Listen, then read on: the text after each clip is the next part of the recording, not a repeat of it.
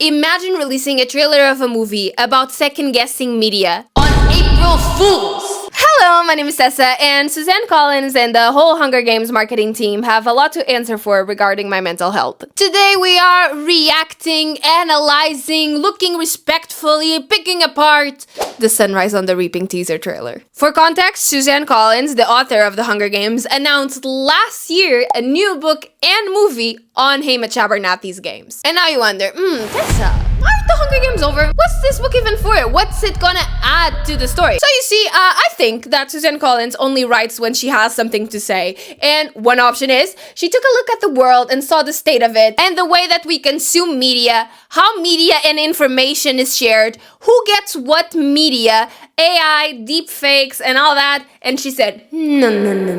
And she put pen to paper immediately. Or, and this is also a valid option, bear with me, she saw one too many snow edits on TikTok and she said, you know what? Enough. If you ask me, it's definitely the second option. We kind of had an idea about Hamish's games because there's a scene in Catching Fire where Katniss and Peeta look at the games, but besides that, we didn't know much at all. Suzanne Collins did, however, warn us that propaganda and the topic of propaganda was going to play a big part in this book. And in case we had forgotten, she starts the book with, all propaganda is lies. In case you forgot, bestie, you know. Like you forgot that Snow was actually a villain? The book came out last month and it was crazy. It was so devastating. I can't even think about it. And not even a month after the book comes out, mind you, this drops! So without further ado, let's get into the Sunrise on the Reaping teaser trailer. Starting off strong. Someone commented on one of my videos being like, did you notice there are 12 lava streams coming out of the volcano? Like the 12 districts! See, you assume that when I'm excited, I pay attention to things. For real, when I was watching this for the first time, I was like, is this real? Is this real? Is this real? Am I hallucinating? Is this real? Is this real? Is this real? Between me and Peeta, who says it more?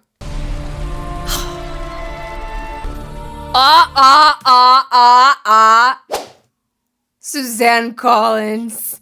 You and your sassy looking birds, woman. I eat them up every single time. Look how this bird is serving. Look how this bird is serving. Oh, yes! I love the snake visuals. I love how we all associate Snow to the snake because of Katniss's descriptions and literally the title of his prequel novel. But I like to think that if he ever knew that we think of him as a snake, men would crash out immediately. Tessa, this makes no sense. Why would the men crash out? Men would crash out. Because do you remember Lucy Gray's Reaping? The whole incident with the snake. If there is one thing about Lucy Gray, is that the girl's in the wind and the trees and the breeze and whatever Olivia Rodrigo said. Yes! There we go! There we go with the Flint Striker. I'm pretty sure that at this point we've all seen the boy with the Flint Striker coached the girl on fire. Which sound a whole lot like 2013 Tumblr. Which means I eat them up every single time. I love how they created all this movement and this dynamic to the book cover. I also see that they took out the little crown situation that was happening in the book cover. But honestly, if it was there, nobody would notice it. Not with these two animals absolutely out-serving. I think these games are gonna be different. And the whistle at the end, of course. I recognize the voiceover from that scene in Catching Fire where Katniss asks Hamish to volunteer for Peeta. So it isn't anything new. They didn't have Woody Harrelson come in the booth being like, I think these games are gonna be different. They're reusing material, which is fine. You know why it's fine? Because in this scene, they're also talking about a quarter quell. Which is sick and twisted. Also, how did I recognize that line in scene? Listen, each one of us has a movie they're weirdly obsessed with when they're 13. This was mine, okay? This was mine. Mind your business. And we got a release date. And that's more than a year's wait. Lovely, love. It's okay. It's okay. It gives me time to emotionally prepare for this movie, even though I will be emotionally unprepared when it finally comes out. I'm really excited to know who Haymitch's actor is gonna be. I don't know if you follow Pen Am Propaganda, but they post a lot of Hunger Games updates. I love their page.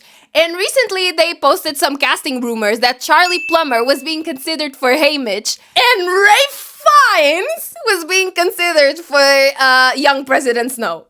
Well, not that young, but you know what. Again, quick disclaimer, this is not confirmed yet. I am not spreading false information. I'm just telling you what I saw. These are just rumors. If part of me still wishes we got Woody Harrelson with a backwards cap while sucking on a lollipop, carrying a skateboard and walking on his knees? No, I don't know what you're talking about. This was such a cool teaser, even though it was super short. Again, I thought it was such a boss move to release this on April Fools. Nobody knew if it was true the first time we watched it. I myself wasn't sure if this was a prank, it was fake, if it was going to be the whistle edit at the end. We had to watch it multiple times to draw conclusions, which again, I thought it was a super smart way of introducing what the movie is kind of all about. And it kind of makes you think, what would the world be if we looked at all media this way? If we analyzed all media like this, would the world be the same? That's the Hunger Games for you. It makes you think like that. And that was it for today's video. Let me know what you thought of the teaser. I would love to hear your comments on it. All my other social media are in the description. Make sure you follow all my other adventures on there. I will see you next time. Bye-bye!